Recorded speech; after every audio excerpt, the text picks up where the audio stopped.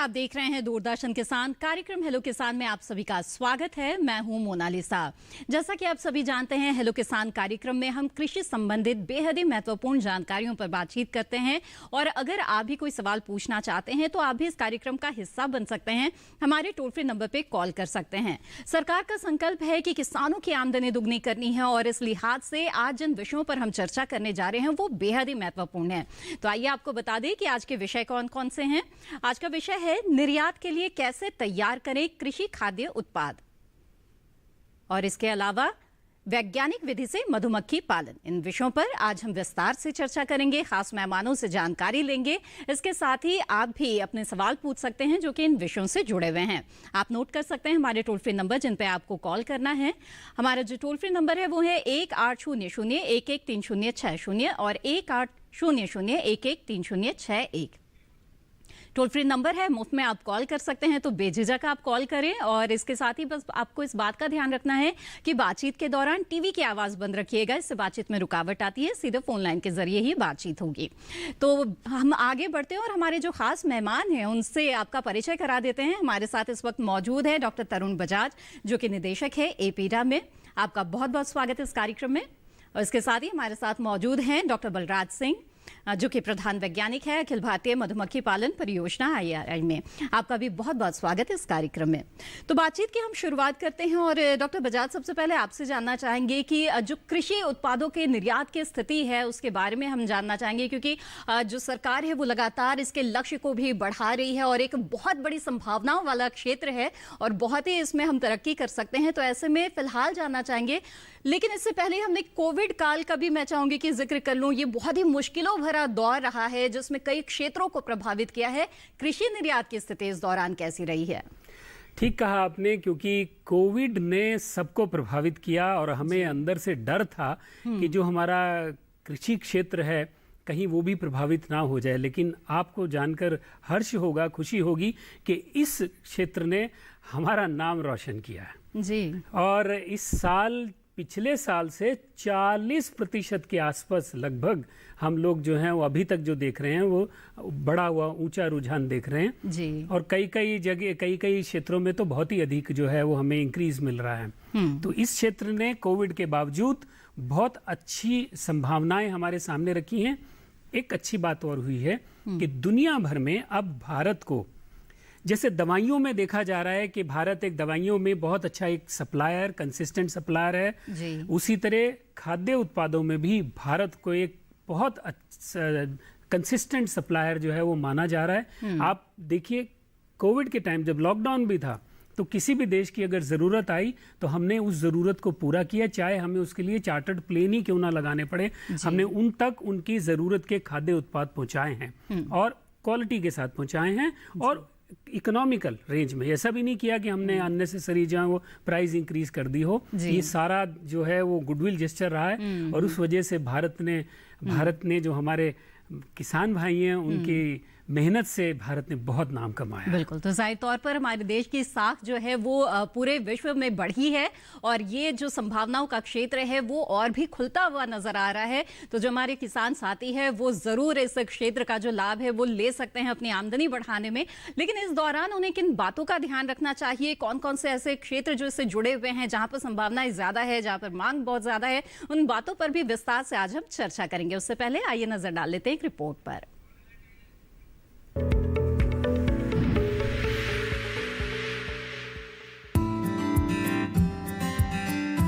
किसान खेतों में दिन रात मेहनत करते हैं, लेकिन मुनाफा तभी मिलेगा जब पैदावार अच्छी होगी और उसका उचित मूल्य किसानों को मिलेगा। कई फसलें ऐसी भी होती हैं जिन्हें लंबे समय तक नहीं रखा जा सकता और वो जल्द खराब होने वाली होती है। ऐसे में कई बार फसलों के नुकसान की आशंका रहती है। ऐसे में जरूरी है फसल का प्रसंस्करण करना। प्रसंस्करण करके न सिर्फ उत्पाद को लंबे समय तक रखा जा सकता है, बल्कि उसे निर्यात कर उसकी अच्छी कीमत भी किसानों को मिल जाती है।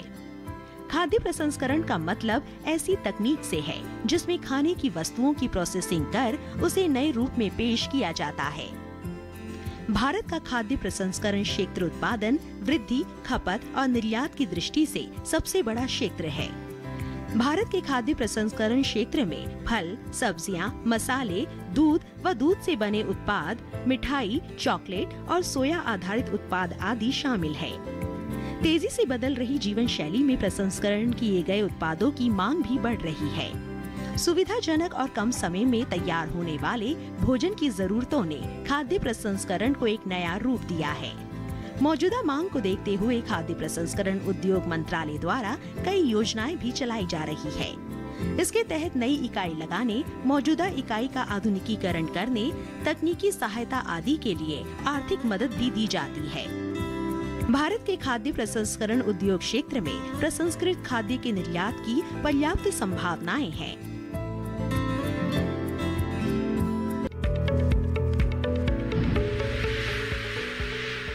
जहाँ तो ये छोटी सी रिपोर्ट आपने देखी, बातचीत को आगे बढ़ाते हैं और अब मधुमक्खी पालन के बारे में भी जानकारी लेते हैं। डॉक्टर बलराज, बताएं हमें कि हम बात करें कि किस तरह से जो किसान हैं उनकी आमदनी बढ़ सकती है, उसके लिए कई तरह के उपाय उनके पास है। ऐसे में मधुमक्खी पालन का क्या योगदान है और इसके साथ ही कृषि के साथ साथ अगर मधुमक्खी पालन करते हैं तो उनकी उत्पादकता को बढ़ाने में और कृषि में किस तरह का योगदान है, ये जानना चाहेंगे आपसे। बिल्कुल, बहुत ही महत्वपूर्ण सवाल आपने मोनालिसा जी किया है। देखिए, जहां तक मधुमक्खियों की बात है, इस पृथ्वी के ऊपर जब हम फसलों की, खेती की, पेड़ पौधों की, किसी भी चीज की बात करते हैं तो उसमें परागण और उनमें फलों का स्थापन या बीज बनना एक मुख्य प्रक्रिया है। और जब फसलों में हम बात करते हैं परागण की, तो फसलों को हम दो तरीके से देखते हैं। एक परपरागित फसलें जिनको क्रॉस पॉलिनेटेड क्रॉप्स कहते हैं, एक स्वपरागित फसलें जिनको हम सेल्फ पॉलिनेटेड क्रॉप्स कहते हैं। तो परपरागित फसलों में तो परागण का कार्य आवश्यक रूप से किसी न किसी जरिए से होता है और उसमें मधुमक्खियों का महत्वपूर्ण योगदान है। और जो स्वपरागित फसलें हैं उनके अंदर भी काफी हद तक एडिड पॉलिनेशन की सहायता की जरूरत पड़ती है परागण के अंदर, और उनमें भी उपज में इजाफा होता है, बढ़ोतरी होती है और गुणवत्ता में भी बढ़ोतरी होती है। तो इस प्रकार से अगर मैं बात करूं, इस पृथ्वी के ऊपर जितनी भी वनस्पति है, पेड़ पौधे, सब्जियां, फल फूल, मसाले, जो भी कुछ है, तिलहन फसलें, दलहन फसलें, सबके अंदर अगर मैं बात करूं तो 70 से 75% परागण के अंदर जो योगदान है वो मधुमक्खियों का ही है। वो पालतू रूप में हो या वो जंगली रूप में हो, और मुख्य प्रजातियां इसमें जो है ना सहायक रूप से जो है ना परागण के कार्य को संपन्न करती हैं। और इनमें परपरागित फसलों का तो जैसे मैंने बताया गुजारा हो ही नहीं सकता अगर ये परागण करता ना हो, जिसमें मुख्य भूमिका जो मधुमक्खियां निभाती हैं 75% के लगभग। और दूसरे भी परागण करता है जिसमें तितलियां हैं, भंवरे हैं, ततैये हैं, चमगादड़ हैं, कुछ पक्षी हैं। कई फसलों में वायु भी थोड़ा बहुत मदद करती है, जैसे अगर बीट लीफ की हम पालक की बात करें तो ऐसी सब तरीके से परागण का कार्य जो मुख्य रूप से है। और इससे जो अगर मैं बात करूं मधुमक्खी पालन की मधुमक्खी पालन का हमारे देश में आज जो है ना बिल्कुल आगे बढ़ रहा है एक ये जो धंधा जो है।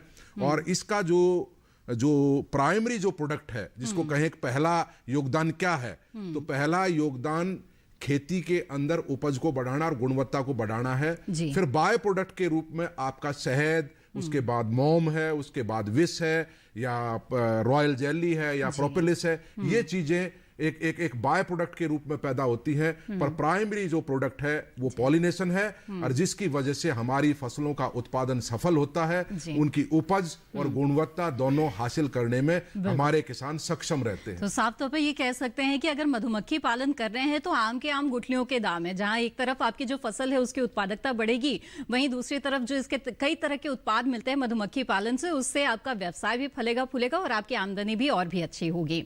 तो इसके बारे में विस्तार से आगे चर्चा करेंगे। आइए उससे पहले नजर डाल लेते हैं एक रिपोर्ट पर।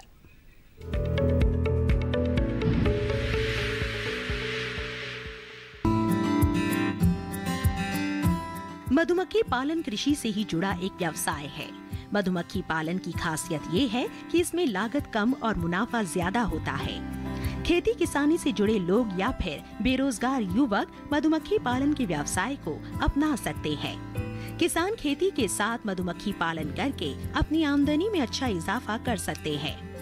मधुमक्खी पालन करके शहद और मोम उत्पाद के जरिए किसान आमदनी बढ़ा सकते हैं।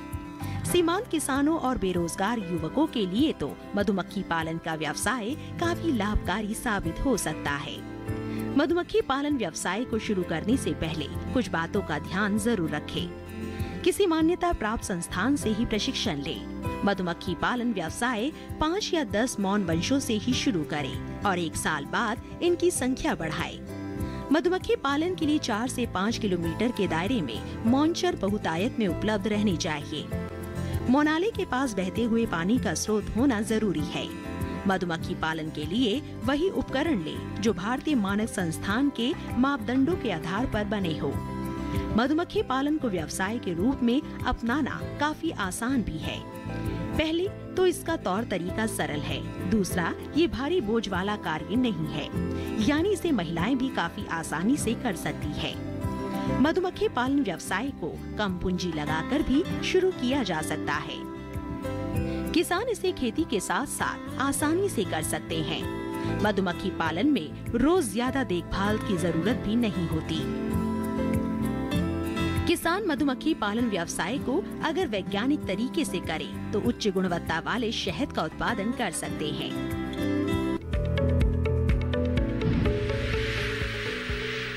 जी हाँ, तो देखा आपने कि बेहद ही कम लागत में और बहुत ही आसानी से मधुमक्खी पालन किया जा सकता है।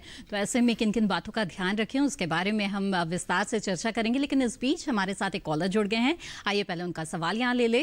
धनंजय इस वक्त हमारे साथ पलामू झारखंड से जुड़ रहे हैं। धनंजय जी, स्वागत है आपका, पूछे अपना सवाल। हमारा सवाल है कि मधुमक्खी पालन में क्या क्या करते हैं? जी ठीक है, आइए डॉक्टर बलराज जी। मधुमक्खी पालन के लिए मुख्य रूप से 2 प्रजातियां वो पालतू रूप में अपनाई जा सकती हैं। एक तो यूरोपीय मधुमक्खी है जिसको हम एपिस मेलिफेरा बोलते हैं।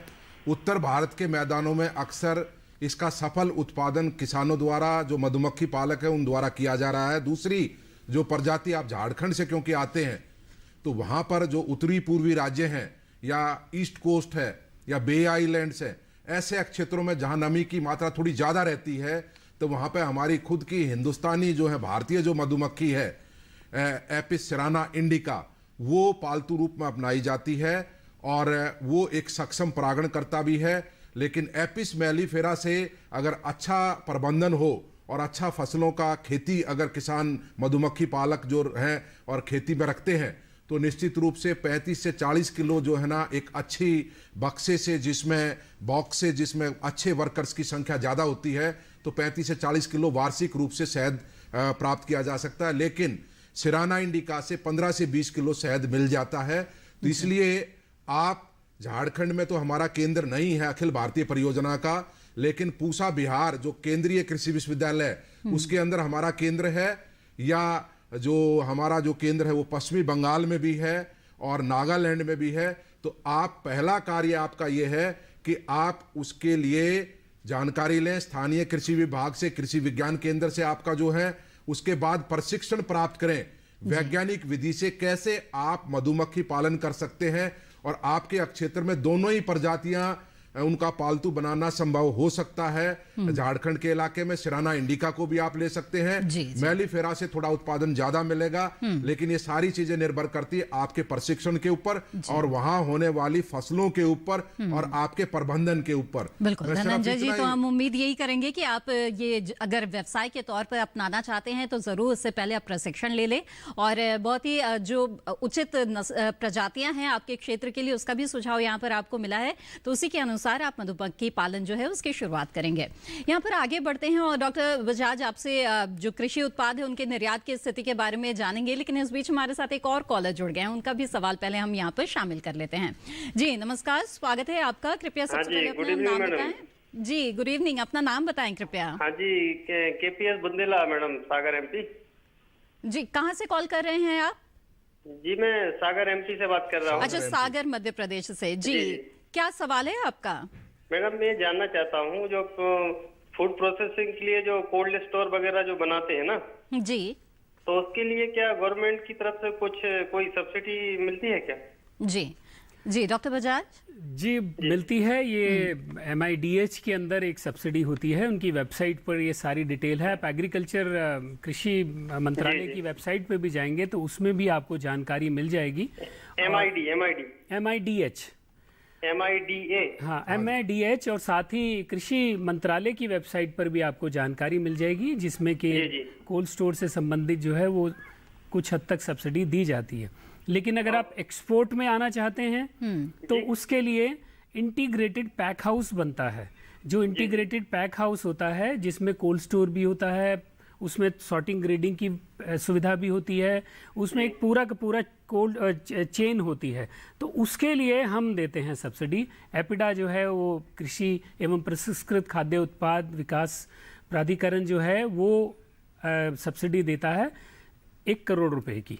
1 करोड़ रुपए की हम सब्सिडी देते हैं, लेकिन उसके लिए इंटीग्रेटेड पैक हाउस बनाना है एक्सपोर्ट पर्पजेस के लिए। बिल्कुल। तो बुंदेला जी, मुझे उम्मीद है आपके सवाल का जवाब आपको मिल गया होगा। और इसी के साथ हेलो किसान कार्यक्रम में वक्त हो गया है एक छोटे से ब्रेक का। ब्रेक के बाद भी हमारी चर्चा जारी रहेगी। आप बने रहें दूरदर्शन किसान पर।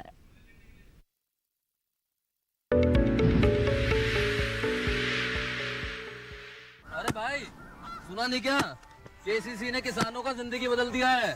देश के छोटे किसान 1,60,000 रुपये तक का कर्ज बिना किसी गारंटी को ले पाएंगे। ब्याज खोरों से भी पीछा छुटा। मैं तो जैविक खेती का पूरा सामान मंगा लिया। केसीसी का भी कोई दबाव नहीं है। ब्याज चुकाने के लिए पूरा 1 साल मिलता है। समय पर भुगतान करने पर केवल 4% के सालाना ब्याज पे लोन मिल गया मुझे। अपना आधार कार्ड, लेटेस्ट फोटो और जमीन के कागजात लेके अप्लाई करो बस। और नामांकन भरने के लिए जेब भी ढीली नहीं करनी पड़ी।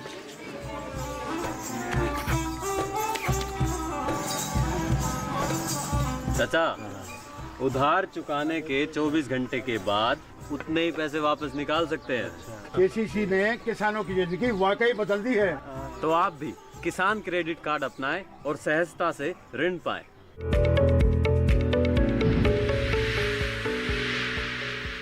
ब्रेक के बाद आप सभी का फिर से स्वागत है कार्यक्रम हेलो किसान में। आज इस कार्यक्रम में हम चर्चा कर रहे हैं कि निर्यात के लिए कैसे तैयार करें कृषि खाद्य उत्पाद और इसके साथ ही वैज्ञानिक विधि से मधुमक्खी पालन। इन दोनों विषयों से जुड़े हुए सवाल अगर आप पूछना चाहते हैं तो आप हमारे टोल फ्री नंबर पर कॉल कर सकते हैं और हमारे खास मेहमानों से आप राय ले सकते हैं। बातचीत को यहाँ पर आगे बढ़ाएंगे। और डॉक्टर बजाज, जैसा कि मैं आपसे जानना चाह रही थी कि आपने बताया किस तरह से कोरोना काल में कृषि निर्यात की स्थिति काफी बेहतर हुई है। खासतौर पर जिक्र करना चाहेंगे वो किस तरह के उत्पाद है जिनकी मांग ज्यादा रही है, ताकि अगर कोई इससे जुड़ना भी चाहे तो वो ध्यान रखे इस चीज का कि अगर इसी तरह के उत्पादों को वो तैयार करें। देखा जाए तो सभी की मांग जो है वो बड़ी है, लेकिन खासकर जो चावल है, चावल की मांग ज्यादा बड़ी। इस बार तो हमारा गेहूं भी निर्यात हुआ और जो प्रसंस्कृत खाद्य उत्पाद हैं जिनको प्रोसेस फूड कहते हैं उनमें भी काफी डिमांड बढ़ी है। और काफी हद तक जो है हम लोगों को लगा कि ये डिमांड जो है वो इसलिए भी बढ़ी क्योंकि दुनिया भर में लोगों ने चूंकि फूड सिक्योरिटी की रिक्वायरमेंट थी हर जगह, तो उन्होंने इसमें थोड़ी खरीदारी खाने पीने की चीज़ों में ज़्यादा की है। और ये लग रहा है कि ये आने वाले समय में भी डिमांड थोड़ी आगे कंटिन्यू करेगी। बिल्कुल। ऐसे में अगर प्रजातियों के बारे में आपसे जानना चाहें, किस्मों के बारे में जानना चाहें, चावल गेहूं अगर इनके निर्यात से किसान जुड़ना चाहे तो किन किस्मों की खेती उन्हें करनी चाहिए, किन किस्मों का चुनाव उन्हें करना चाहिए? डॉक्टर बजाज, अगर बताना चाहें आप किस्मों के बारे में कि किस तरह का चुनाव करना चाहिए किसानों को जिसकी की मांग ज्यादा रहती है निर्यात की स्थिति में? मैं जहां तक किस्मों की बात है तो हर चीज की एक अपनी वैरायटी है जिसको एक्सपोर्ट से संबंधित, क्योंकि एक्सपोर्ट के लिए एक विशेष रूप से तैयारी करनी पड़ती है। ऐसा नहीं है कि मैं आज सोच लूं कि मुझे एक्सपोर्ट करना है और मैं एक्सपोर्ट में आ जाऊंगा। मुझे उसके लिए तैयार होना पड़ेगा। अब तैयारी क्या चाहिए? सबसे पहले तो मुझे वो वैरायटी चाहिए जो वैरायटी जो है एक्सपोर्ट के लिए जाती है। उदाहरण मैं देता हूं आपको, केला है। अब हम लोग केले की बहुत सी वैरायटीज जो हैं वो उगाते आती हैं, लेकिन जो एक्सपोर्ट ज्यादातर होती है वो G9 वैरायटी है। अच्छा। G9 वैरायटी होती है या नेंद्रन वैरायटी साउथ की है, थेनी वैरायटी है, ये जो जाती हैं, लेकिन ज्यादातर G9 वैरायटी है। G9 वैरायटी के लिए अब बहुत लोग जो है आना शुरू हो गए आगे। इसी तरह हम आप देखें तो जो ग्रेप्स में है वो ग्रेप्स में हमारे थॉमसन सीडलेस ग्रेप्स जो हैं वो ज्यादातर जाते हैं। तो पहला तो वैरायटी चाहिए कि वो वैरायटी होनी चाहिए जिसका के डिमांड है। दूसरा हमें ये देखना है कि हम कृषि से संबंधित जो हैं जो जो जरूरी चीजें हैं जिसको प्री हार्वेस्ट कहते हैं, वो हम गुड एग्रीकल्चरल प्रैक्टिसेस वो अच्छे से अपनाएं। अगर उसमें पेस्टिसाइड के लिए किस तरह से खेती किसानी के दौरान ध्यान रखना चाहिए, इसके बारे में भी आपसे आगे हम बातचीत करेंगे। फिलहाल हमारे साथ एक कॉलर जुड़ गए हैं, उनका सवाल यहाँ लेते हैं। पुरुषोत्तम पटेल जी इस वक्त छत्तीसगढ़ से हमारे साथ फोन लाइन पर जुड़े हुए हैं। पुरुषोत्तम जी, स्वागत है आपका, पूछे अपना सवाल। पुरुषोत्तम जी, मेरी आवाज मिल रही है क्या आपको? हाँ मैडम। जी जी, टीवी की आवाज बंद रखिएगा, इससे बातचीत में देरी होगी। अपना सवाल पूछे। हाँ, नमस्ते मैडम। जी नमस्कार, अपना सवाल पूछे जी। मधुमक्खी पालन करना है मैडम जी। ठीक है, तो इसके लिए प्रशिक्षण की जरूरत है, तो हम कहाँ से प्रशिक्षण प्राप्त करें? बहुत ही अच्छा सवाल आपने पटेल पूछा साहब, है। आप छत्तीसगढ़ से आते हैं और वहां पर इंदिरा गांधी कृषि विश्वविद्यालय के अंतर्गत हमारा अखिल भारतीय परियोजना का केंद्र है, अंबिकापुर जगह है। वहाँ क्षेत्रीय अनुसंधान केंद्र है, उस पर हमारा जो परियोजना का केंद्र है, वहां पे आप जाके, या कृषि विश्वविद्यालय में भी आप रायपुर में जा सकते हैं, वहां से जानकारी ले सकते हैं और वो आपको पूरी जानकारी देंगे। समय समय पर प्रशिक्षण आयोजित किए जाते हैं और आपका क्षेत्र जो है सब्जियों के उत्पादन में, सब्जियों के बीज के उत्पादन के क्षेत्र में, फलों की खेती में, अमरूद में काफ़ी अग्रणी है, जिसको हाई डेंसिटी प्लांटिंग वगैरह करके। तो ऐसे में आपके लिए जो 2 प्रजातियां जो मैं पहले भी बता चुका हूं, एपिस मेलिफेरा जो इटालियन बी है, उसका भी आप पालन वहां पे कर सकते हैं मधुमक्खी बी कीपिंग के रूप में।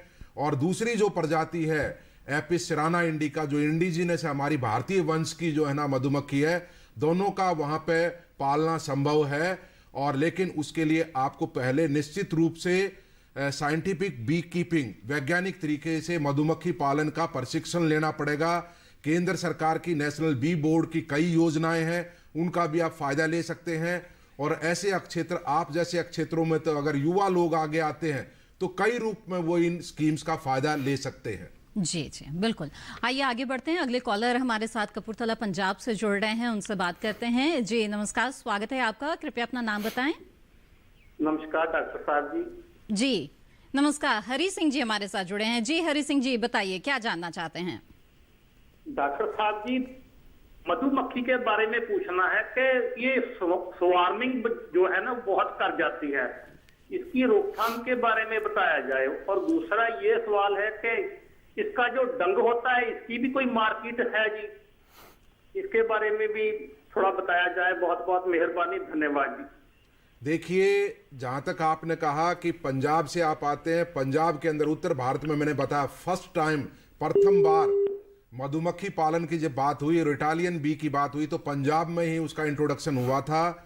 और ये प्रजाति उत्तर भारत के जो क्षेत्र हैं, जो राज्य हैं, जैसे पंजाब है, हरियाणा है, उत्तर प्रदेश है, या कुछ भाग और लगते हुए हैं, उनके लिए बहुत महत्वपूर्ण प्रजाति है। और इस प्रजाति में जब अगर प्रबंधन ठीक होता है और फसलों का जो सही तरीके से क्रॉप रोटेशन होते हैं, ये माइग्रेशन को पसंद करती है। जब आपकी मुख्य फसलें कटती हैं तो दूसरी फसलों की कमी होती है, तो इसको माइग्रेशन करना पड़ता है। और पंजाब और हरियाणा तो ऐसे इलाके हैं, अगर हम सर्दी में फसलों के खाने की भरमार होती है उस टाइम पर, लेकिन असली जो दिक्कत आती है वो गर्मी के मौसम में आती है। तो कहीं ना कहीं प्रबंधन के द्वारा हम स्वार्मिंग को कम कर सकते हैं। इसके अतिरिक्त जो दूसरा सवाल आपने पूछा, उसकी मैं जानकारी लेकर के आपको बता सकता हूं। विष की मार्केट है, जो वैनम है उसकी मार्केट है, मॉम की मार्केट है, लेकिन आप जो बात कर रहे हो वो मैं समझ नहीं पाया, उसको निश्चित रूप से मैं पता करके आपको बता सकते हैं। या हमारा पंजाब कृषि विश्वविद्यालय में केंद्र है अखिल भारतीय परियोजना का, वहां जाके भी आप जो कीट विज्ञान विभाग है वो बहुत महत्वपूर्ण कार्य इस क्षेत्र में कर रहे हैं, उनसे भी जानकारी इस संदर्भ में, इस बारे में आप ले सकते हैं। और लेकिन जो बाय प्रोडक्ट्स हैं उनकी लगातार मांग बढ़ रही है अब जो है ना मार्केट के अंदर शहद के अतिरिक्त भी। लेकिन मुख्य कार्य मैं बता रहा हूं, पंजाब और हरियाणा के अंदर जो है जो पॉलिनेशन का जो काम है वो मुख्य रूप से एपिस मेलिफेरा जो प्रजाति है उसके ऊपर आधारित है। तो आप इसको साइंटिफिक तरीके से करें तो प्रबंधन के ऊपर सारी चीजें आधारित है। बिल्कुल। तो इसी से जुड़ा मेरा अगला सवाल है कि प्रबंधन में किन बातों का ध्यान रखना चाहिए, क्योंकि जाहिर तौर पे प्रबंधन अच्छा होगा तभी जो उससे जो उत्पाद मिलेंगे उसकी गुणवत्ता अच्छी होगी। वो देखिए उसमें सबसे पहले मोनालिसा जी हमारे जो मधुमक्खी पालक है जो पहले बात रिपीटेडली उसको बता रहे हैं कि भाई पहले आपको जानकारी, प्रशिक्षण के बाद योजनाओं का फायदा। और जब प्रशिक्षण लेके आप 10 कॉलोनी से 10 बक्सों से 10 डिब्बों से मधुमक्खी पालन मान लिया शुरू कर रहे हैं, मिनिमम 8-10 से शुरू करना चाहिए। तो उसमें पहली बात तो प्रजाति उस क्षेत्र के लिए कौन सी सबसे अच्छी सक्षम, ये सबसे पहली बात होती है। डॉक्टर बलराज, माफ कीजिएगा, आपको यहाँ पर रुकना पड़ेगा। एक कॉलर हमारे साथ जुड़ गए हैं, उनका सवाल यहाँ पर हम पहले शामिल करते हैं, फिर चर्चा को आगे बढ़ाएंगे। भानु प्रताप जी इस बीच हमारे साथ जुड़ गए हैं औरंगाबाद बिहार से। भानु प्रताप जी, स्वागत है आपका, पूछे अपना सवाल। मैम नमस्ते, मैं ये पूछ रहा था कि मैंने यहाँ पे ब्लैक राइस का उत्पादन किया है औरंगाबाद में। ठीक है।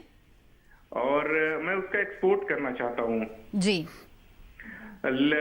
पर ये है कि मुझे अपेडा के अप्रूवल भी मिल चुका है 2 साल का। 1 साल के बाद मुझे सर्टिफिकेशन भी मेरी हो जाएगी जी, लेकिन अब उसका कोई मुझे मार्केट नहीं मिल पा रहा है। ठीक है। ब्लैक राइस की डिमांड अब थोड़ी थोड़ी सी बढ़नी शुरू हुई है। अभी हाल ही में हमने ब्लैक राइस का जो है वो कंसाइनमेंट एक्सपोर्ट करवाया था, जो कि मिडिल ईस्ट और दूसरी कंट्रीज़ में गया है। धीरे धीरे अब इसकी डिमांड बढ़नी शुरू हो गई है। आप हमारे साथ, आप हमें एक ईमेल भेजें तो हम क्या करेंगे, आपको जो हमारे जो एक्सपोर्टर्स जो हैं ऑलरेडी, क्योंकि अभी आप सीधा एक्सपोर्ट शायद नहीं कर पाएंगे, लेकिन जो एक्सपोर्टर इसमें कर रहे हैं उनके साथ हम आपको जोड़ देंगे, जिससे कि वो आपसे ब्लैक राइस सोर्स करके वो अभी आगे भेज देंगे। लेकिन आप अच्छा कर रहे हैं क्योंकि इसकी डिमांड धीरे धीरे बढ़ रही है। आप हमें एक ईमेल भेजिए, हम आपको ईमेल के ज़रिए आप इससे संबंधित सूचना देंगे। हमारा ईमेल आप मुझे भेज सकते हैं headqa@epida.gov.in। जी डॉक्टर बजाज जी, एक बार फिर से दोहरा दे कृपया, अगर नहीं लिख पाए होंगे तो मैं गुजारिश करूंगी आप लिख ले तो आपके लिए बेहतर होगा। जी, हेड क्यू तो मैंने बताया, आप एक और मेल मेरे पे सीधा भेज सकते हैं। मेरा नाम तरुण बजाज है, TARUNBAJAJ, तरुण बजाज @epida@gov.in। जी बिल्कुल। और इसी से जुड़ा हुआ मेरा अगला सवाल है डॉक्टर बजाज आपसे कि कौन कौन से कृषि उत्पाद है जिनकी अभी तक उतनी मांग निकलकर नहीं आ पाई है, लेकिन आप उसमें बेहतर संभावनाएं देख रहे हैं, और क्या कुछ थोड़ी सी और इनिशिएटिव अगर ले तो उसको और अच्छा बाजार जो है उसका वो तैयार हो सकता है, आपको लगता है? बहुत अच्छा सवाल पूछा आपने मोनालिसा जी। एक्चुअली हमारे जीआई प्रोडक्ट्स हैं जी, जो कि विशेष क्षेत्र जिनको बोलते हैं ज्योग्राफिकल इंडिकेशन, वो ऐसे प्रोडक्ट हैं जो केवल हिंदुस्तान में हैं या हिंदुस्तान के एक विशेष क्षेत्र से जुड़े हुए हैं, और उसको एक टैग मिल जाता है जब जीआई, तो वो दुनिया का एक नायाब उत्पाद हो जाता है। उदाहरण के तौर पर हम बताएं अल्फेंजो आम जी, बैंगनपल्ली आम जो है, ये एक ऐसा है कि एक पर्टिकुलर रीजन के अलावा और कहीं नहीं मिलता, दुनिया में कहीं नहीं मिलता। इसी तरह और भी हमारे उत्पाद हैं, बीकानेर की भुजिया है, जैसे भुजिया उसको बोलते हैं, और उस राजस्थान से जुड़े हुए हैं। तो ये जो जीआई प्रोडक्ट्स हैं हमारे, आज की डेट में 130 खाद्य उत्पाद हैं जो कि जीआई रजिस्टर्ड हैं। इनकी डिमांड अब हमें इस पर फोकस करना है, क्योंकि ये एक यूनिक प्रोडक्ट्स हैं, दुनिया में और कहीं नहीं मिलते हैं, उनको हमें अब प्रमोट करना है। कुछ तो बिक रहे हैं, बासमती चावल जैसे है वो भी एक जीआई प्रोडक्ट है, पर वो बिक रहा है, बासमती चावल काफी हद तक बिक रहा है, उसको अब हम जीआई करके बेचेंगे तो दुनिया में हम प्रीमियम ले सकते हैं। और भी जो प्रोडक्ट्स हैं उनको हम रसगुल्ला, अब रसगुल्ला को जब हम बेचेंगे दुनिया में वो नहीं मिलता ऐसा, वही मिलेगा जो पर्टिकुलर रीजन से जुड़ा हुआ है। तो ऐसे 130 खाद्य उत्पाद हैं जिनको अब हम प्रमोट करें, और इसमें बहुत बड़ा स्कोप है, दुनिया में और कहीं नहीं है। इनको हम प्रीमियम के तौर पर बेच सकते हैं। इसका सबसे बड़ा और फायदा होता है जब टूरिस्ट आते हैं, और आप जानते हैं जब भी हम कहीं घूमने के लिए जाते हैं, हम चाहते हैं वहाँ की कोई एक विशेषता है जो वो हम लेकर आए, तो वो उसको भी वो टूरिस्ट जो आते हैं तो उनके लिए एक आकर्षण रहता है कि हम इस क्षेत्र से, जो कि यहीं मिलती है सिर्फ, और ये लेकर हम अपने देश में जाएं और सबको बताएं कि वहां से हम लेकर आए जो सिर्फ वहीं मिलती है। तो जीआई प्रोडक्ट्स, खास ब्रांडिंग और मार्केटिंग की जरूरत होती है क्या? उसके बिना तो कुछ भी नहीं होगा। बिल्कुल, ब्रांडिंग और मार्केटिंग तो एक बहुत ही इंपॉर्टेंट है, और एक्सपोर्ट में मार्केटिंग की बहुत ज़रूरत है, ब्रांडिंग की भी ज़रूरत है। और इसीलिए जो है हम लोग विभिन्न मेलों में जाते हैं अंतर्राष्ट्रीय स्तर पर, जिसमें कि भारत के हम खाद्य उत्पादों को एक भारत का ब्रांड के तौर पर हम लेकर जाते हैं, और हर तरह का, हर क्षेत्र में एक अलग अलग ब्रांड है। जैसे ऑर्गेनिक है हमारे जो जैविक उत्पाद हैं, तो उसका एक अलग ब्रांडिंग है जैविक उत्पादों की, और वो भारत की जैविक उत्पादों की ब्रांडिंग, इंडिया ऑर्गेनिक लोगो जो है वो एक उसकी एक अलग वैल्यू है। इसी तरह और भी जो उत्पाद हैं उनकी हम ब्रांडिंग करते हैं, मार्केटिंग करते हैं, उसके बिना तो कुछ भी नहीं होता। बिल्कुल।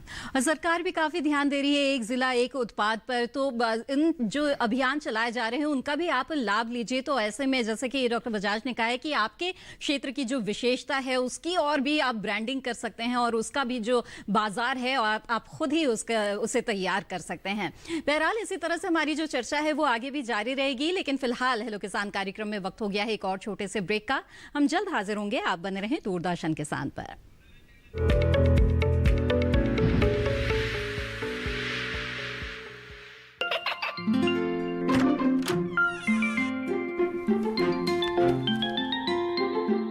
ये क्या हो रहा है? काशवी, इतने कम मार्क्स? काशू बेटा पढ़ा करो, पढ़ोगी नहीं तो आगे कैसे बढ़ोगी? मम्मा मैं भी तो आपसे यही कहना चाहती हूँ, पढ़ा करो। आप पढ़ोगे नहीं तो आगे कैसे बढ़ोगे? मतलब?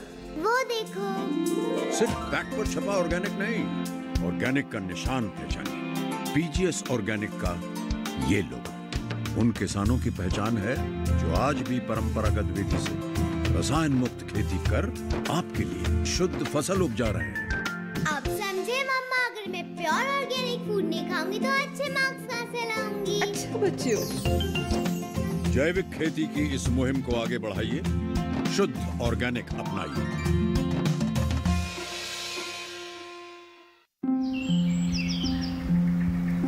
अरे अरे अरे क्या कर रहा है? इधर इधर इधर, हम बोल रहे हैं तेरे बीजू का।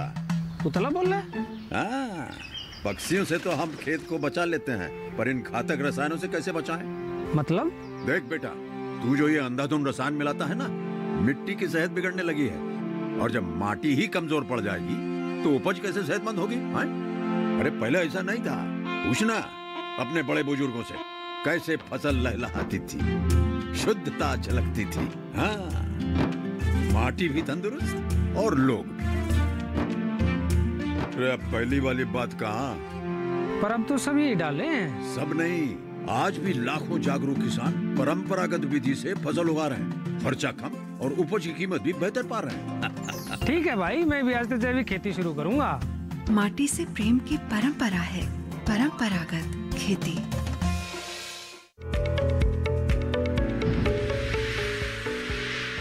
ब्रेक के बाद आप सभी का फिर से स्वागत है। आप देख रहे हैं कार्यक्रम हेलो किसान। आज इस कार्यक्रम में हम चर्चा कर रहे हैं कि निर्यात के लिए कैसे तैयार करें कृषि खाद्य उत्पाद। इसके अलावा मधुमक्खी पालन के बारे में भी विस्तार से हमारी चर्चा जारी है। अगर इन विषयों से जुड़े हुए सवाल पूछना चाहते हैं आप, तो आप हमारे टोल फ्री नंबर पर कॉल कर सकते हैं। बातचीत को यहाँ पर आगे बढ़ाते हैं। और डॉक्टर बलराज, ब्रेक पर जाने से पहले बातचीत हो रही थी मधुमक्खी पालन में प्रबंधन की, तो उसके बारे में भी आगे आपसे जानूंगी। इस बीच हमारे साथ एक कॉलर जुड़ गए हैं, शिवम राजा जी, इस वक्त ललितपुर उत्तर प्रदेश से हमारे साथ जुड़े हुए हैं। उनका सवाल पहले ले लेते हैं। शिवम जी, स्वागत है आपका। जी बताइए, क्या सवाल है आपका? शिवम जी, मेरी आवाज मिल रही है आपको? हाँ जी मैडम, आ रही। जी जी, टीवी की आवाज कृपया बंद कर दीजिए, बातचीत में देरी होगी। पूछिए सवाल। हाँ जी मैडम, ये जानना चाहते हैं जो मधुमक्खी पालन है ना जी, तो हमारे जिला में कोई प्रशिक्षण केंद्र है जहाँ से प्रशिक्षण लिया जाए? जी देखिए, जहाँ उत्तर प्रदेश की बात आती है, उत्तर प्रदेश के कृषि विश्वविद्यालयों में जो बांदा कृषि विश्वविद्यालय, वहाँ पे हमारी परियोजना का केंद्र है बांदा कृषि विश्वविद्यालय में। और अभी हाल में उन्होंने 1 हफ्ते की प्रशिक्षण कार्यक्रम का भी आयोजन किया है। और अभी 2 दिन पहले उन्होंने एक राष्ट्रीय स्तर की संगोष्ठी का भी आयोजन किया साइंटिफिक मधुमक्खी पालन के ऊपर, वैज्ञानिक तौर पर मधुमक्खी पालन के ऊपर। और उत्तर प्रदेश सरकार का केंद्र सरकार के द्वारा, दोनों सरकारों का बहुत जोर है उत्तर प्रदेश को खास करके लेकर के मधुमक्खी पालन में। आप स्थानीय कृषि विज्ञान केंद्र से संपर्क कर सकते हैं, या पंतनगर, अगर मुझे नहीं पता ललितपुर आपका कहाँ आता है, लेकिन पंतनगर कृषि विश्वविद्यालय के अंदर भी हमारा केंद्र जो है वो बहुत अग्रणी केंद्र है और महत्वपूर्ण कार्य, वो अनुसंधान का भी और प्रशिक्षण का कार्यक्रम भी वो करते हैं। तो आप संपर्क स्थापित करें। और आपके क्षेत्र में जब उत्तर प्रदेश की बात करते हैं, तो जो हमारी जो एपिस मेलिफेरा है, उसको आप बी कीपिंग के रूप में इस्तेमाल कर सकते हैं। और अगर आपके क्षेत्र में अच्छी फसलें होती हैं और वेजिटेशन अच्छी है तो निश्चित रूप से आप मधुमक्खी पालन को खेती के साथ साथ अपनी आमदनी बढ़ाने के लिए इस्तेमाल कर सकते हैं, उसको अपना सकते हैं। जी बिल्कुल शिवम जी, मुझे उम्मीद है आपके सवाल का जवाब मिल गया होगा। डॉक्टर बलराज, प्रबंधन के बारे में जो हमारी चर्चा हो रही थी, मैं चाहूंगी कि उसे आगे बढ़ाते हुए कि जो सही प्रजातियां हैं उसका चुनाव करना तो बेहद जरूरी है, लेकिन आगे फिर उसके रखरखाव के लिए सबसे पहले तो देखिए मोनालिसा जी, जब भी मधुमक्खी पालन, पहले तो प्रशिक्षण की बात मैंने की, उसके बाद कौन सी प्रजाति उस क्षेत्र में चलेगी पालतू रूप में। तीसरी बात आती है जेनेटिक स्टॉक, कि एक अच्छा आनुवांशिक जो स्टॉक कहां से मिलेगा। या तो जो हमारे केंद्र हैं जो अनुसंधान का काम कर रहे हैं, या हमने कुछ बी ब्रीडर्स भी बनाए हैं, उनके द्वारा वो स्टॉक दिया जा सकता है। जब आपके पास अच्छा जेनेटिक स्टॉक होगा, चाहे वो मेलिफेरा का हो, चाहे वो सेराना इंडिका का हो, तो वो कारगर रूप से आगे उसको बढ़ाने में, फिर आपके पास की सरकार की योजनाएं लेके आप जो बेसिक इक्विपमेंट जो उसके लिए चाहिए उनको लेना, और उसके बाद मधुमक्खी पालन आप जो कौन कौन सी फसलें किन किन के ऊपर आप उनको रख सकते हैं। फिर जैसे मेलिफेरा ज्यादा माइग्रेशन को पसंद करती है, और जैसा अभी भी पंजाब से किसान भाई पूछ रहे थे, इसमें स्वार्मिंग की जो समस्या वो कम है वो सेराना इंडिका के मुकाबले में। तो अगर उनका माइग्रेशन करना है, सर्दी में फसलें खत्म हुई आपकी सरसों की फसल, तो उसको कहां लेके जाएंगे आप? अंबाला यमुनानगर के क्षेत्र में जहां यूकेलिप्टस या दूसरी फसलें देर तक चलती हैं, या उसके बाद एप्पल ऑर्चार्ड्स में कुल्लू वैली में लेके जाएंगे, या फिर उसके बाद लाहौल स्पीति तक लेके जाएंगे। इधर लीची के अंदर ऑफ सीजन में जो है ना फूल आते हैं और उसमें जो है ना आवश्यकता पड़ती है, या कुछ क्षेत्रों में चारे के रूप में जो है ना बाजरे की खेती होती है। इस बातचीत को आगे बढ़ाएंगे, माफ कीजिएगा डॉक्टर बलराज। इस बीच हमारे साथ एक कॉलर जुड़ गए हैं, उनका सवाल ले लेते हैं। प्रवीण जी इस वक्त अहमदाबाद गुजरात से हमारे साथ जुड़े हुए हैं। जी प्रवीण जी, स्वागत है आपका, पूछिए अपना सवाल। प्रवीण जी, मेरी आवाज मिल रही है आपको? हाँ जी, हाँ जी जी, बताइए क्या जानना चाहते हैं? नमस्कार मैडम। नमस्कार डॉक्टर साहब। जी नमस्कार। टीवी की आवाज बंद कर दीजिए प्रवीण जी। हाँ, मैं ये जानना चाहता हूँ, मैंने मधुमक्खी का ट्रेनिंग लिया है आनंद कृषि विज्ञान से। ठीक है। और पिछले हफ्ते इसी चैनल, हाँ बंद कर दिया मैंने जी। और मैंने ट्रेनिंग लिया है कृषि विज्ञान केंद्र ये आनंद से जी। और मैं पिछले हफ्ते इसी चैनल पे मैंने एक मैडम से सुना था मधुग्राम योजना, जो वो उसके बारे में मुझे जानना था कि वो लाभ मुझे कहाँ से और कैसे मिलेगा। जी, इसके बारे में मुझे डॉक्टर साहब से जानना था। जी, किस तरह के लाभ की बात कर रहे हैं आप? मधुग्राम योजना कुछ सरकारी योजना है, और पिछले हफ्ते मैंने इसी चैनल पे देखा था, एक मैडम बता रही थी। अच्छा अच्छा, ठीक है। देखिए, आप बिल्कुल जो कृषि विश्वविद्यालय आनंद के अंदर उससे संपर्क कर सकते हैं। हमारा केंद्र नवसारी कृषि विश्वविद्यालय के अंतर्गत है। गुजरात में जो कृषि विश्वविद्यालय 4, उनमें अखिल भारतीय परियोजना का केंद्र नवसारी कृषि विश्वविद्यालय नवसारी के अंदर है, वहाँ से संपर्क आप कर सकते हैं। और ये नेशनल बी बोर्ड की कई स्कीम्स हैं, चाहे आप ग्राम की बात कर रहे हैं या एक क्लस्टर के रूप में। हमने मालदा में एक क्लस्टर सेराना इंडिका का डेवलप किया है, जो हमारा लखनऊ का जो अनुसंधान संस्थान है उसके अंतर्गत, वहाँ पर क्षेत्रीय अनुसंधान केंद्र के ऊपर। और इसके अलावा कस्टम हायरिंग के रूप में एक सेवा क्षेत्र की पॉलिनेशन सर्विसेज प्रोवाइड करने के लिए, जैसे कि पश्चिम के देशों में, खाड़ी के देशों में, इजराइल, मोरक्को, ऐसे देशों में, या जो इटली है, स्पेन है, ऐसे देशों में पॉलिनेशन सर्विसेज के लिए मधुमक्खी पालन किया जाता है। और वो जरूरी नहीं कि मेलिफेरा ही हो, बम्बल बीज को भी वो प्रोटेक्टेड एनवायरनमेंट में, प्रोटेक्टेड कल्टीवेशन में, संरक्षित खेती में उनकी सर्विस प्रोवाइड करते हैं। तो आप जो भी जानकारी लेना चाहते हैं, आप निश्चित रूप से अपने कृषि विश्वविद्यालय जो नियरेस्ट है उससे संपर्क करें। और अतिरिक्त जानकारी लेना चाहते हैं तो निश्चित रूप से आप हमारे से अप्रोच कर सकते हैं। भारतीय कृषि अनुसंधान संस्थान में हमारा ऑफिस है, वहां पर आप संपर्क कर सकते हैं, वरना नवसारी में सारी जानकारी वो आपको दे देंगे इस बारे में, जो परियोजना का जो हमारा केंद्र जी। प्रवीण जी, उम्मीद है आपके सवाल का जवाब यहाँ पर विस्तार से आपको मिल गया है। और इसके बाद बातचीत को आगे बढ़ाते हुए डॉक्टर बजाज आपसे जानना चाहूंगी कि कृषि उत्पादों का निर्यात करना है तो जाहिर तौर पर जो अंतर्राष्ट्रीय मानक है उन पे खरा उतरना बहुत जरूरी है। तो ऐसे में किस तरह से किन बातों का ध्यान रखा जाए, जो गुणवत्ता है वो बेहतर हो, उसके लिए क्या उपाय किए जाएं? कृषि उत्पादों के निर्यात के लिए बहुत ज़रूरी है कि हमें क्वालिटी, जिसको गुणवत्ता की बात कर रहे हैं, वो मेंटेन करनी पड़ेगी। और गुणवत्ता वो चाहिए जो कि पहले तो हमारे देश की जो रिक्वायरमेंट है वो पूरी हो, और फिर जो जिस देश में जा रहा है उस देश की रिक्वायरमेंट जो है उसको स्टैंडर्ड्स को हम पूरा कर सकें। अब ये देखना है कि हम किस देश में भेज रहे हैं। अगर हम मान लो यूरोपियन देशों में भेज रहे हैं, उनके बड़े सख्त नियम हैं, खासकर जो है वो पेस्टिसाइड्स को लेकर, इंसेक्टिसाइड्स को लेकर बहुत उनके जो MRL लेवल्स हैं वो बहुत ही इतने हैं कि उनकी जो लैब्स हैं वो डिटेक्ट कर लेती हैं, ज़्यादातर डिफ़ॉल्ट लेवल तक आ जाते हैं। तो सबसे ज़रूरी है कि हमें अपनी जो दवाइयों का छिड़काव करना है वो उसको एक्सपर्ट से पूछकर जानकारी हासिल करने के बाद हम करें कि कौन सी दवाई छिड़कनी है, कब छिड़कनी है, कितनी छिड़कनी है, छिड़कनी है भी कि नहीं छिड़कनी। कई बार नहीं भी जरूरत होती और फिर भी हम लोग दवाइयां डाल देते हैं। और कब डालनी है, क्योंकि हार्वेस्ट हो जाने से बहुत एक टाइम गैप है कि उससे पहले जो है वो काफ़ी समय पहले हो जाना चाहिए, हार्वेस्ट से कुछ नज़दीक पे नहीं होना चाहिए। बहुत सी बातें हैं, इसका ध्यान रखना है। और साथ ही जो है वो क्वालिटी के लिए जैसे कहा कि प्रॉपर गुड एग्रीकल्चर प्रैक्टिसेस हैं, वो ज़रूरी हमको फॉलो करनी है, तभी जो है वो उत्पाद हमारा निर्यात के लायक होगा और हम उसको निर्यात कर पाएंगे। जी बिल्कुल। जैसे कि आपने बताया कि पेस्टिसाइड्स और इंसेक्टिसाइड्स इनकी जो मात्रा है वो कई बार ज़्यादा निकल आती है और इससे कई बार जो है हम उन मानकों पर खरा नहीं उतर पाते हैं। ये बताएं तो ऐसे में जैविक उत्पादों का यहाँ पर जिक्र करना ज़रूरी है। जो हमारे जैविक उत्पाद है उनकी किस तरह की मांग है, और अगर जैविक उत्पादों का निर्यात करना चाहें तो फिर किस तरह से करें?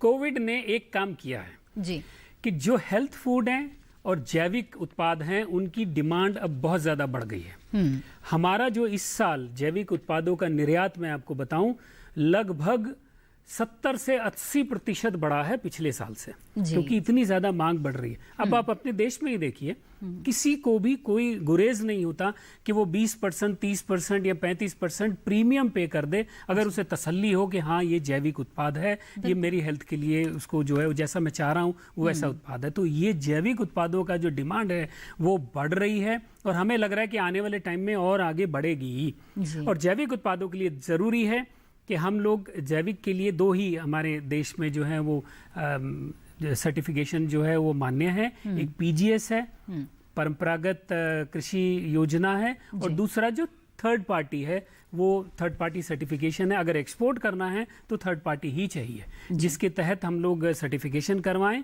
और उसको हम एक्सपोर्ट कर सकते हैं। ना केवल एक्सपोर्ट के लिए, हमारे देश में भी अब एक नियम है। अब कोई ऐसे नहीं कह सकता कि मेरा उत्पाद जो है ऑर्गेनिक है, जैविक है, उसके लिए एक नियम के तहत ही आना चाहिए। और वो नियम में भी वही है, यहाँ तो वो PGS जिसको बोलते हैं शॉर्ट फॉर्म में, और दूसरा जो है वो NPOP जिसको कि थर्ड पार्टी सर्टिफिकेशन है, national programme for organic production. उसके तहत उसका जैविक जो है सर्टिफिकेशन होना चाहिए, तभी जो है वो ये कह सकता है कि मेरा जैविक उत्पाद है। शुरू की थोड़ी मुश्किल होती है जैविक उत्पादों में शिफ्ट करने में, क्योंकि कन्वर्जन पीरियड है 2 साल या किसी केस में 3 साल का भी समय लग जाता है। पर उस समय ये नहीं है कि वो 2-3 साल में माल बेच नहीं सकते, लेकिन उसको एज जैविक नहीं बेच सकते हैं। उसके बाद जो है एक बार जब बन जाता है तो खर्चा भी कम आता है, लागत भी कम आती है, और बेचने में प्रीमियम भी मिलता है, और बिक भी आसानी से जाता है क्योंकि खरीदार खुद ढूंढता आपके पास आ जाएगा। बिल्कुल सही बात है। यहाँ पर बातचीत को आगे बढ़ाएंगे। इस बीच हमारे साथ एक और कॉलर जुड़ गए हैं, आइए उनसे बात कर लेते हैं। सुभाष जी इस वक्त गुजरात से हमारे साथ जुड़े हुए हैं। जी सुभाष जी, स्वागत है आपका। बताइए क्या जानना चाहते हैं, क्या सवाल है आपका? नमस्कार मैडम। जी नमस्कार। टीवी की आवाज बंद कर दीजिए सुभाष जी। मैं जानना चाहता हूँ कि जो गन्ने होते हैं अपने शुगर, उसमें से मधुमक्खी उसे कर सकते हैं? जी बताएं डॉक्टर बलराज, अगर गन्ना उगा रहे हैं तो क्या उसके साथ भी मधुमक्खी पालन कर सकते हैं? देखिए, गन्ने से इसका कोई संबंध नहीं है। इसका संबंध है ऐसी फसलें, आप सुन लीजिए, ऐसी फसलें जिनमें फूल आते हैं, खास करके मैंने बताया परपरागित फसलें हैं, तिलहन है, जैसे सरसों है, रायडा है, इस तरीके की फसलें हैं, या सूरजमुखी है, या आपके क्षेत्र में सौंफ खूब होती है, गुजरात के अंदर सौंफ जो है ना, उसके अंदर खूब भरपूर मात्रा में नेक्टर, ऐसी फसलें होनी चाहिए जो इसमें मधुमक्खियों के लिए भरपूर मात्रा में खाना हो। और खाने के रूप में 2 चीजों को इस्तेमाल करती हैं, एक तो मरकंद जिसको नेक्टर बोलते हैं हम इंग्लिश में, मरकंद से शहद बनता है, दूसरा पोलन को भी वो अपने खाने के रूप में इस्तेमाल करती हैं। तो वो आपकी सौंफ की लंबी अवधि की फसल है, काफी लंबे पीरियड तक फ्लावरिंग उसमें चलती है, क्रॉस पॉलिनेटेड है, धनिया है, जीरा है, आपकी अजवाइन है, ये फसलें हैं, तिलहन फसलें हैं, आपकी सब्जियां हैं। तो इस प्रकार की फसलें, या अगर बीज उत्पादन, प्याज का बीज उत्पादन हो रहा है कहीं पर, या आपका गाजर का बीज उत्पादन है, तो ये सारी चीजें आधारित है मधुमक्खियों के परागण के ऊपर, और उसी से वो अपना खाना इकट्ठा करती हैं। और खाना इकट्ठा करने के दौरान वो महत्वपूर्ण जो काम है, जो प्राथमिक जो काम है, जो प्राइमरी प्रोडक्ट है पॉलिनेशन, वो सर्विस प्रोवाइड करती है एग्रीकल्चर को। और उसके बाद सेकेंडरी उस प्रोडक्ट के रूप में शहद और दूसरे उत्पाद, मोम, विष, ये चीजें बनती हैं। तो आपको देखना पड़ेगा जिस क्षेत्र में हैं आप, वहां पे निश्चित रूप से आप कर सकते हैं। तो कौन सी प्रजाति आप स्थानीय कृषि विज्ञान केंद्र से या कृषि विश्वविद्यालय से जानकारी लें, और आपके यहाँ पे क्रॉप रोटेशंस कैसे हैं उस रूप में भी आप जानकारी लें, तो निश्चित रूप से आप उसमें सफल हो सकते हैं। तो सुभाष जी, उम्मीद है आपके सवाल का जवाब मिल गया होगा। और इसी के साथ यहाँ पर हेलो किसान कार्यक्रम में वक्त है एक और छोटे से ब्रेक का। हम जल्द हाजिर होंगे, आप बने रहें दूरदर्शन किसान के साथ।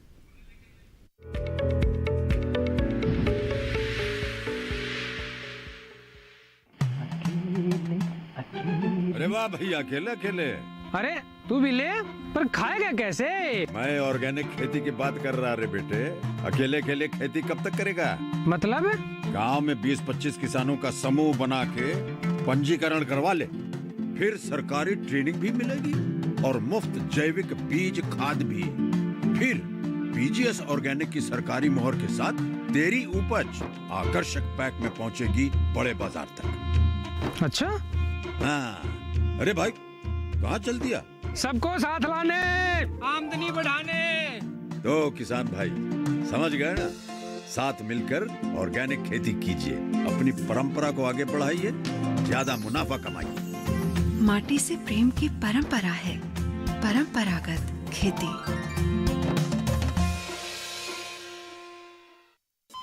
अरे सुन तो।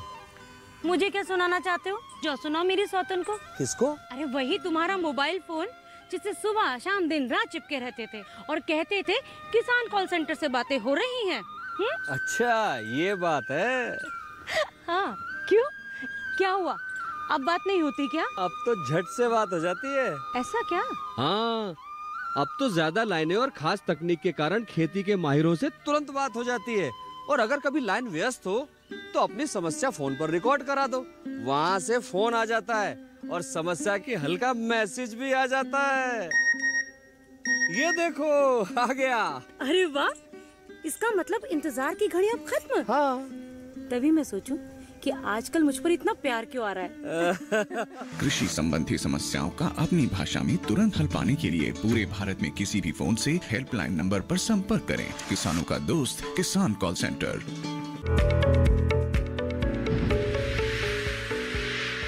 ब्रेक के बाद आप सभी का फिर से स्वागत है कार्यक्रम हेलो किसान में। आज इस कार्यक्रम में हम कृषि खाद्य उत्पादों के निर्यात और मधुमक्खी पालन के बारे में चर्चा कर रहे हैं। अगर इन विषयों में से जुड़े हुए किसी भी तरह के सवाल आप पूछना चाहते हैं और जानकारी लेना चाहते हैं तो आप हमारे टोल फ्री नंबर पर कॉल कर सकते हैं और हमारे विशेषज्ञ मेहमानों से जानकारी ले सकते हैं। बातचीत को यहाँ पर आगे बढ़ाते हैं और डॉक्टर बजाज, यहाँ पर मैं आपसे जानना चाहूँगी कि अगर इसके जो कृषि खाद्य उत्पाद है उसके निर्यात से जुड़ना चाहते हैं तो इसके लिए कितना ज़रूरी है कि जो एफपीसी और एफपीओज है, जो कृषक उत्पादक संगठन है, उससे पहले जुड़ा जाए और क्या प्रक्रिया क्या होती है इसकी जानना चाहेंगे।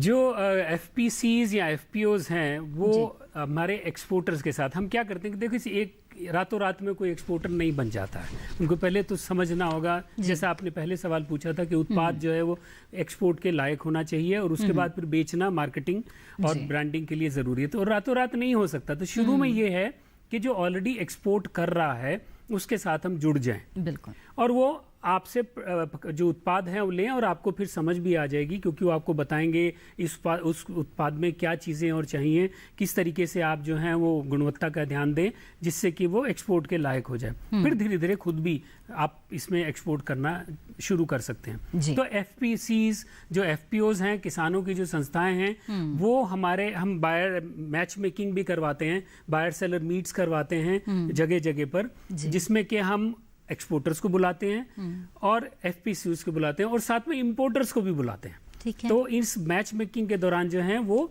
आपस में इनका एक जुड़ाव होता है, जब वो फिर देखते हैं कि हमें एक्सपोर्ट चाहिए, इतना वॉल्यूम चाहिए। और सबसे बड़ी बात है कि एक क्लस्टर डेवलपमेंट की बात हो रही है, क्योंकि जब एक्सपोर्ट चाहिए तो वॉल्यूम चाहिए। ऐसा नहीं है कि मैं 1 टन या 2 टन बेचने लगूं तो कॉस्टिंग नहीं आएगी।